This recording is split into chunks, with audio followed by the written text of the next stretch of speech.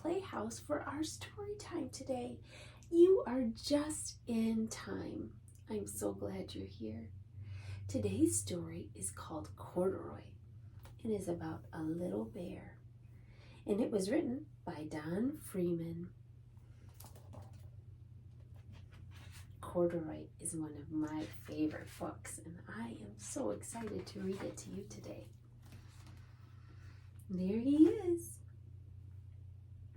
Corduroy is a bear who once lived in the toy department of a big store. Day after day, he waited with all the other animals and dolls for somebody to come along and take him home. There they are, all waiting.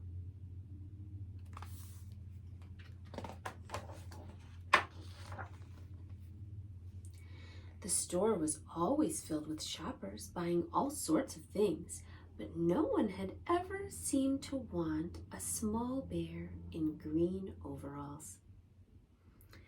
Then one morning, a little girl stopped and looked straight into Corduroy's bright eyes. "Oh, Mommy," she said, "look, there is the very bear I've always wanted." "Not today, dear," her mother sighed. "I've spent too much already. Besides, he doesn't look new. He's lost the button to one of his shoulder straps."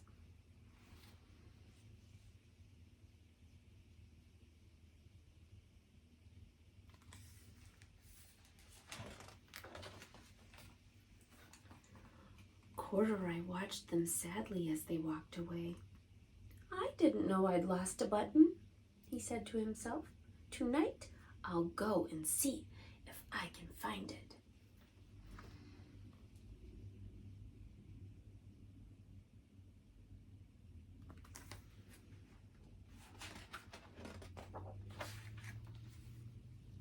Late that evening, when all the shoppers had gone and the doors were shut and locked, Corduroy climbed carefully down from his shelf and began searching everywhere on the floor for his lost button.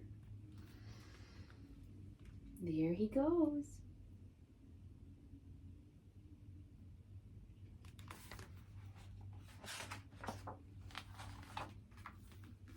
Suddenly, he felt the floor moving under him. Quite by accident, he had stepped onto the escalator, and up he went. Could this be a mountain, he wondered.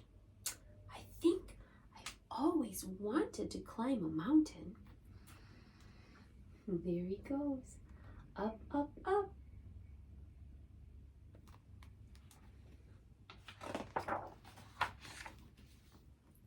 He stepped off the escalator as it reached the next floor, and there before his eyes was a most amazing sight. Tables and chairs and lamps and sofas and rows of beds. "This must be a palace," Corduroy gasped. "I guess I've always wanted to live in a palace."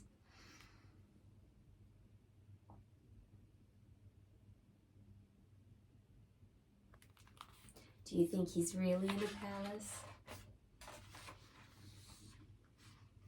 He wandered around admiring the furniture. "This must be a bed," he said. "I've always wanted to sleep in a bed." And up he crawled onto a large, thick mattress. All at once, he saw something small and round. "Why, here's my button," he cried, and he tried to pick it up. But like all the other buttons on the mattress, it was tied down tight.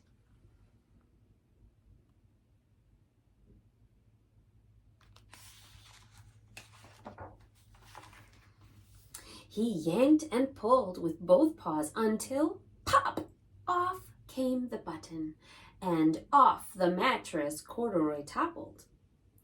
Bang! Into a tall floor lamp. Over it fell with a crash.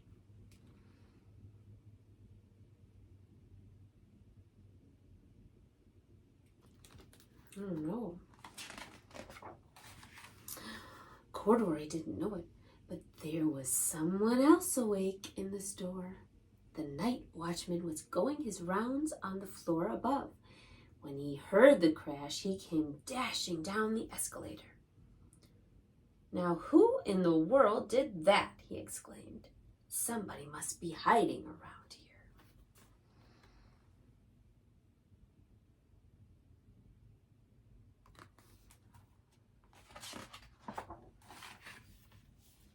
He flashed his light under and over sofas and beds until he came to the biggest bed of all, and there he saw 2 fuzzy brown ears sticking up from under the cover. "Hello," he said. "How did you get upstairs?"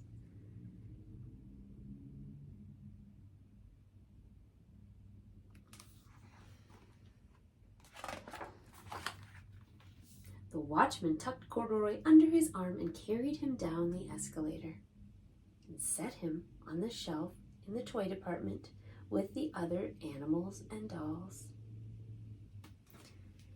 Is he back where he belongs? He is.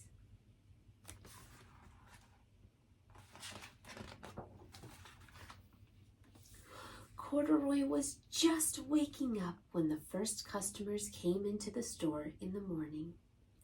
And there, looking at him with a wide, warm smile, was the same little girl he'd seen only the day before. "I'm Lisa," she said, "and you're going to be my very own bear. Last night I counted what I've saved in my piggy bank, and my mother said I could bring you home."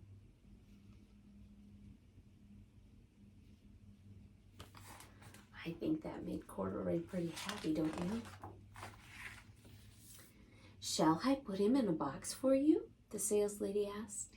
"Oh, no, thank you," Lisa answered, and she carried Corduroy home in her arms. She ran all the way up 4 flights of stairs into her family's apartment and straight to her own room. Lisa looked so happy.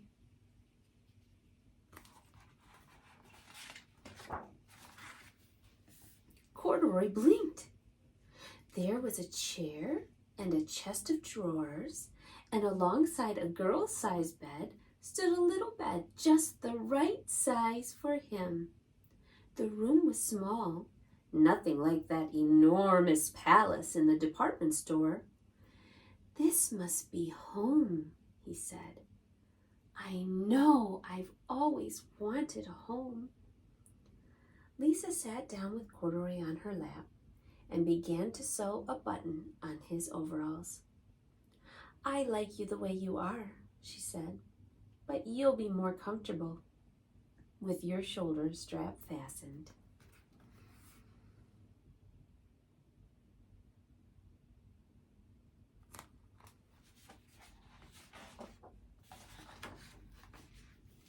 "You must be a friend," said Corduroy.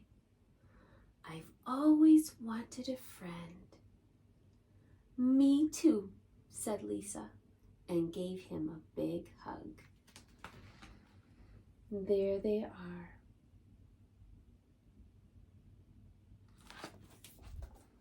Corduroy and Lisa both got the friends they always wanted. I'm so happy for them. Did you know that you are the friend that I've always wanted? Thank you for being my friend. And thank you for reading with me. I love you, and I will see you next time.